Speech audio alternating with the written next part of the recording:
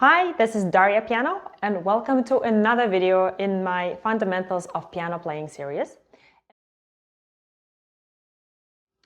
Let's quickly discuss each of these movements in detail. We'll start with the down-up. I'm going to be using this book, Fundamentals of Piano Technique, the Russian method, and I recommend you, especially those of you who are beginners, to buy it. It's not that expensive, and it has a lot of pianistic technique treasures in it.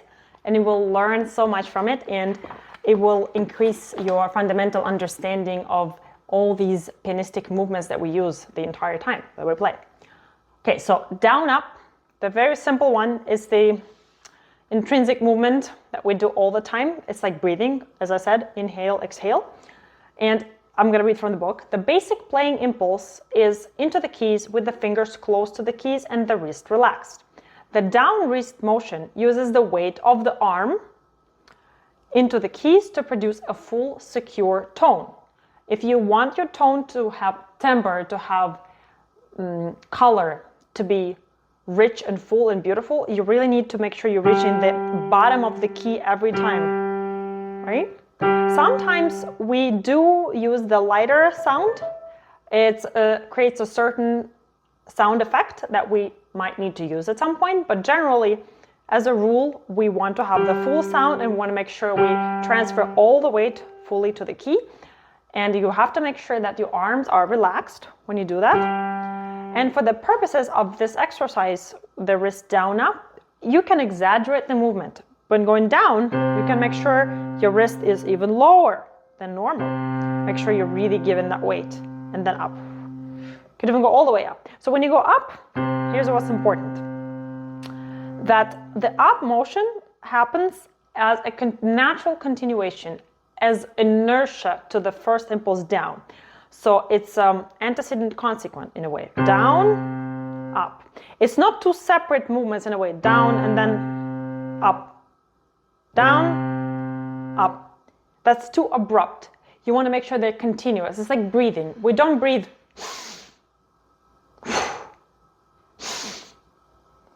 right? That's weird. That's too chopped. We make sure that we're breathing continuously, so we don't really notice where breathe in happens and breathe out happens, right? It's like all one wave. Same thing here. So you want to make sure in, out. So you can even do it together with breathing. So inhale.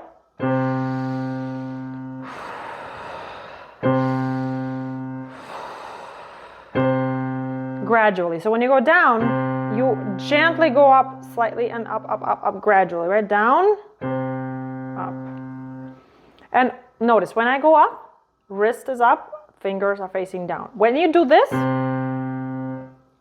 that's not really exhaling. You keep the same position, you're not exhaling with the wrist. You need to make sure it goes up. Wrist here, see? Relax. You can even check yourself by doing this. Simply that, like a bell. Okay, so you're feeling the arm's weight, you're going down and up. The simple example from the literature that she gives is the Chopin prelude, simple chords up and down.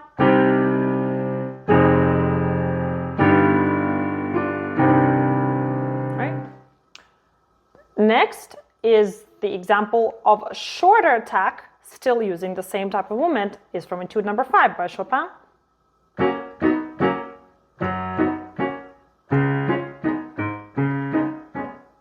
Holding, right? So here I am technically combining also the sideways motion. So I'm going down up quickly, staccato, but now I'm going sideways. See, sideways impulse. I'm going up and sideways. Sideways.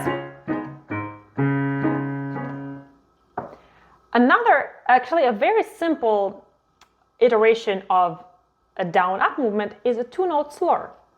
Any two notes that are slurred together are naturally played with inhale, exhale, or three note. So let's use the two note example, and I'll show you the excerpt from the Chopin Etude number 4, where left hand does exactly that. See? And at the same time, with this, use a down up, right? The right hand does something else. And this is where we're worried about the coordination.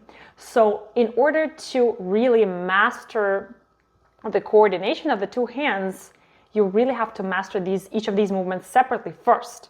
to understand them and to integrate them into your pianistic vocabulary, then you can combine not only two movements in one hand, where, for example, sideways and up, but doing that in one hand and something else, like it's a more of a sideways movement here, or slightly circular, and combining that with different types of movement in the left hand. So it's not that easy. Number 2 here is rotation.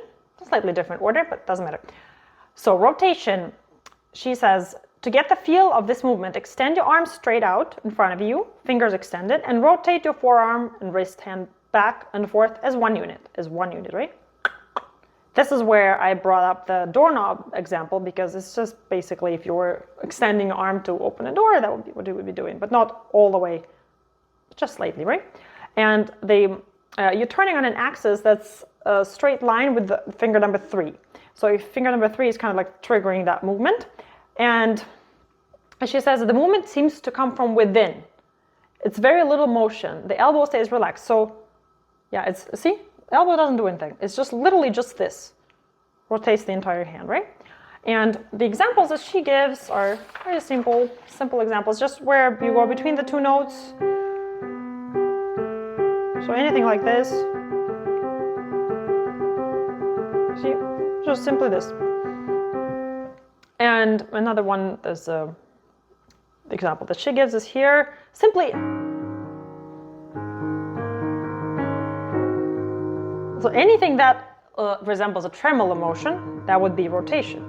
It doesn't have to be huge like this. I don't have to show you that, oh yeah, I'm doing rotation with my wrist. No, it can be very, very slight. See, it's barely there, barely noticeable, but I am doing it.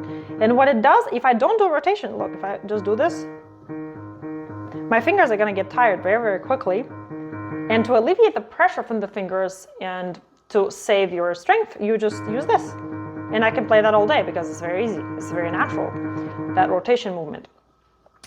Some examples of the rotation movement are from the Beethoven Sonata Pathétique. And actually, one more thing. Notice that it's not two separate movements. It's not...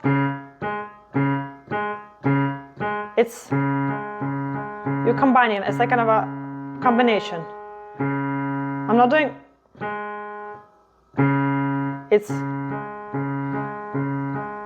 You're directing already here, here, here, here, here, here. So you're never fully grounded on one. You're just constantly going between the two of them, right? So let me see. So tremolo, here, the Sonata Pathétique, here is simply tremolo in the left hand, keeps going. And the entire page pretty much. So I'm gonna sight read slightly, sorry for the mistakes, but basically it's like this.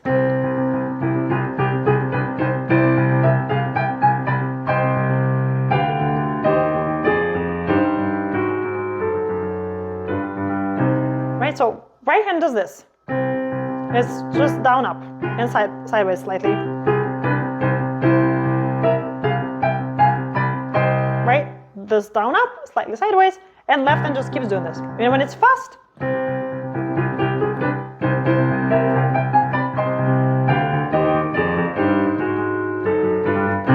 right, and where you get that rotation.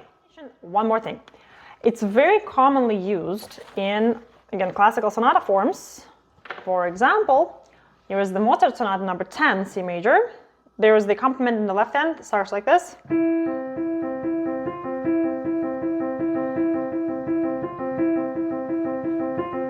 So what am I doing? I'm not doing, right? That would be finger, but I don't need that because I can just simply do this. And then what does right hand do? Again, there's a combination, this coordination. Right hand does something else. Yes.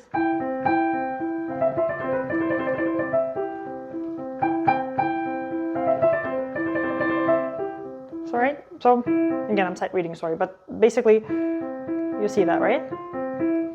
Or, it could be actually something that has two notes here. It could be something like this. Still the same idea. And I'll have more examples here for you. It's pretty much the same, very simple thing. Is the second movement here of the F major sonata.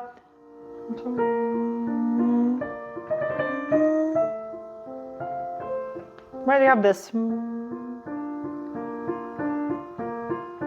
If I were to exaggerate that, I would be like this.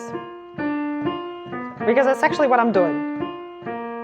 Except not to that scale, the large scale. I'm just doing micro. But I am doing that. Without it, it will be very non-plastic and very rigid sounding, and I won't be able to shape it much because I will be just using the fingers. And again, like Chopin said, you need to use the hand to create that gesture that would unify your notes and phrase it and shape it, right? And another one is from the B flat sonata. It's the same exact type of accompaniment. It's called Alberti bass. So it's this.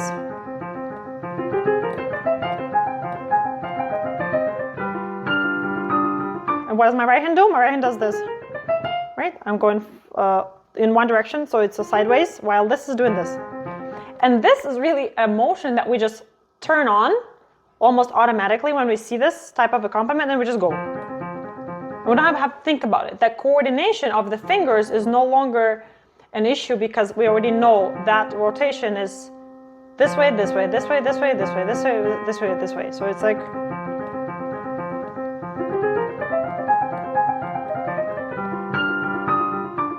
And therefore, I am not so concerned with it, so I can easily coordinate with something else in the right hand.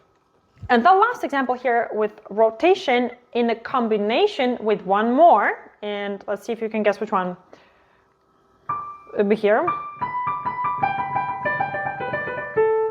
So what do I do? That's rotation, right? Between 4 and 5.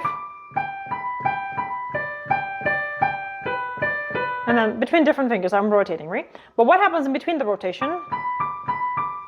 I need to change the position just to extend it slightly, right? So I'm using what? Sideways. See, I'm directing my wrist towards that this way because I'm moving this way, right? And that creates the continuity.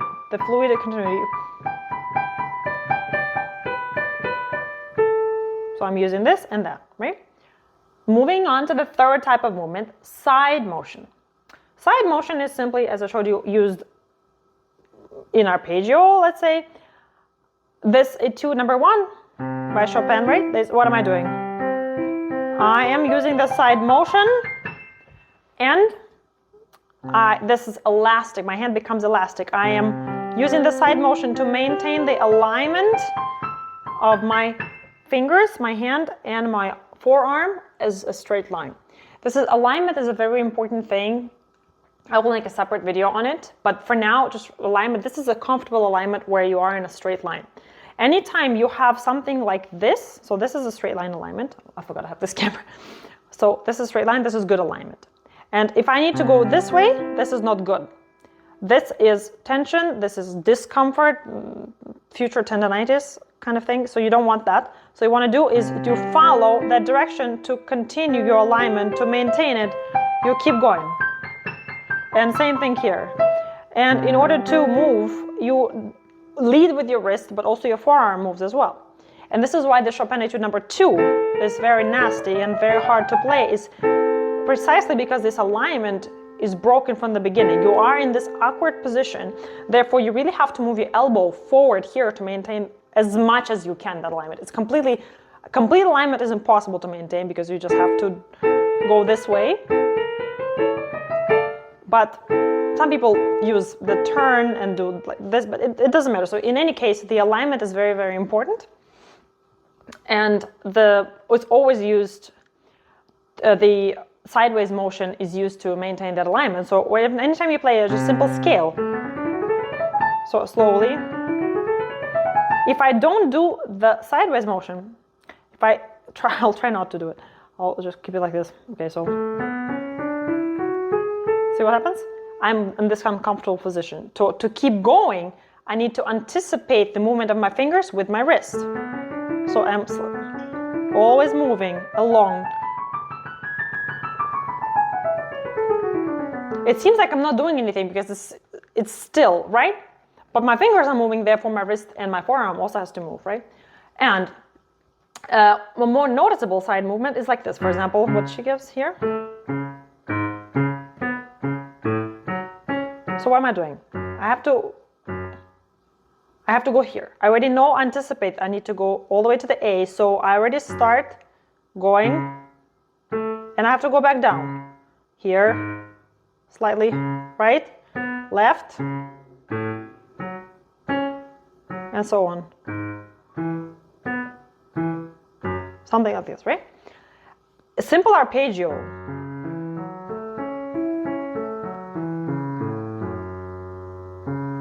What am I doing? I'm anticipating, right? If I don't, I'm here. And then I do this, it's too late. It's gonna be bumpy. Too late. I'm constantly in motion. That continuity of, it's like almost something is pulling me that way.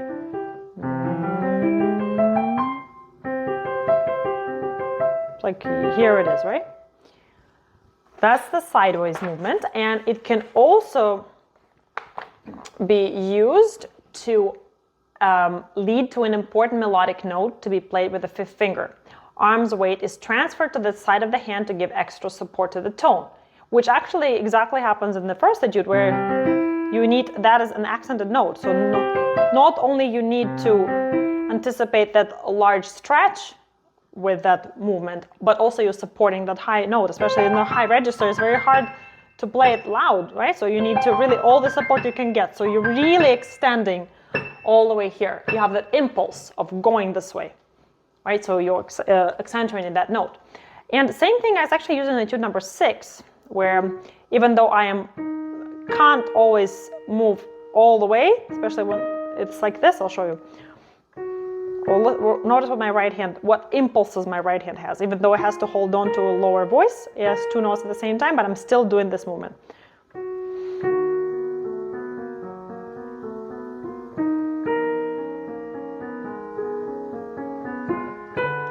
See that? And then here. See, I can't fully go here because I have to continue holding the thumb, but I still have that impulse to make that expressive. And so on, right? And again, this shapes the melody tremendously. It helps you shape the melody, because when you are gracefully anticipating the shape down or up of the melody with your hand, then it creates this beautiful phrasing and it unites your notes, especially when you're playing a long singing line. Let's move to circular motion, which is number 4 here. And circular motion is simply where you have a circle of down ups without really lifting all the way up. So you have to come back to the down position in order to inhale after you exhale. After you exhale, you can no longer exhale because you need more air. And when you're running out of air, you have to go down. So basically, it's a kind of a combination of down, up, and sideways, right? So this is the example she gives from a Beethoven, but again, it's very commonly used texture in the accompaniment for any classical sonata. I'm exaggerating a little bit, so down, up, to the side, down. I need to inhale, exhale. I need to inhale again, I need to come back to the same position.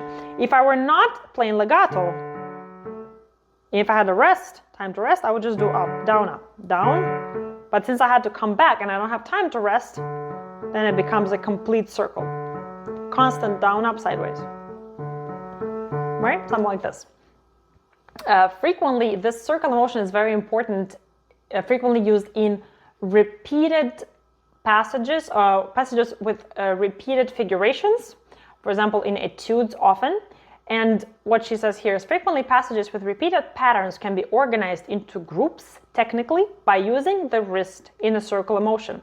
This brings other muscles into use to keep the finger muscles from tiring due to the continuous repetition. So, something that we have, for example, in the accompaniment here in the Mozart, I've showed you before, right, it's slightly different from this, because this is rotation and this is not, because I'm coming back to here. It's like there was a middle. If I just kept coming back only between the two of them, that would be rotation. But since I have a little bit more of a down up, not just the sideways, so it's down up and circle. So I have up, down. That's a circle, right? And then this is rotation, different.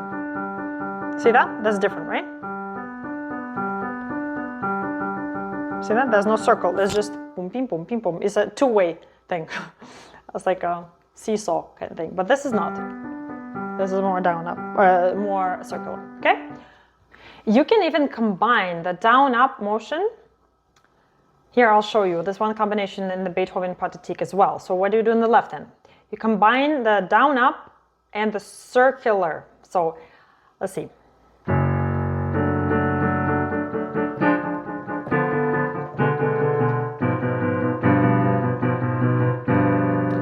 Because this is technically a bunch of down ups because they're separate. It's like octaves, right?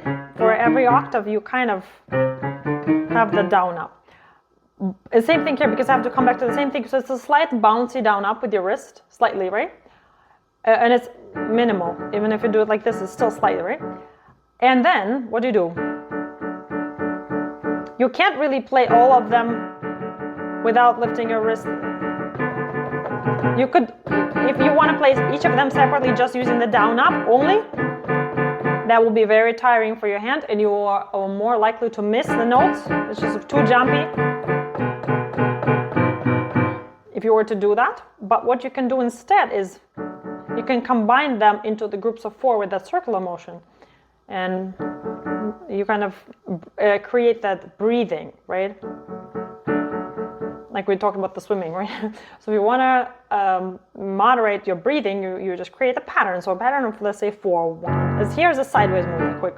And then 2, 3, 4, 1, 2, 3, 4, 1, 2, 3, 4, 1, 2. Exhale every 4, but then you have to quickly go back into that position. And if you have to move over, I'm also combining the side movement quickly. So what am I having? I'm having sideways, circular, and then down up together, and then sideways. So that way I'm breathing and I can play as many sequences as I need because I am relaxed, right?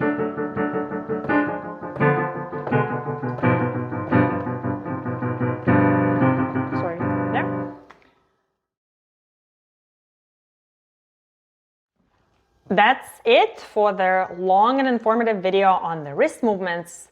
Remember, you can watch it as many times as you need to really fully understand and assimilate these movements. And this is the bread and butter of a pianist. These movements are so important. I can't tell you enough how important it is to really understand it, to be fluid with these movements and to include them in your playing. Because otherwise, you will encounter a lot of difficulties which will not allow you to move further in your technique simply because you're not flexible enough, because you don't have that full vocabulary developed yet. And no matter at which level of playing you are, understanding these and using them will help you move forward tremendously. Really, I'm not overemphasizing this. Is really so true. And please keep them in mind and feel free to ask questions if you want another video on wrist movements, which I probably will make at some point. It's not everything. These are the 4 main types of movements. And again, different combinations that I've showed you are, of course, possible. And not only combinations of 2 movements in one hand, but also combinations of different types of movements in different hands simultaneously, which is a coordination issue as well. And all these things are so important. And ask questions. I'll answer the best I can. Thank you for supporting my channel and see you soon. Bye.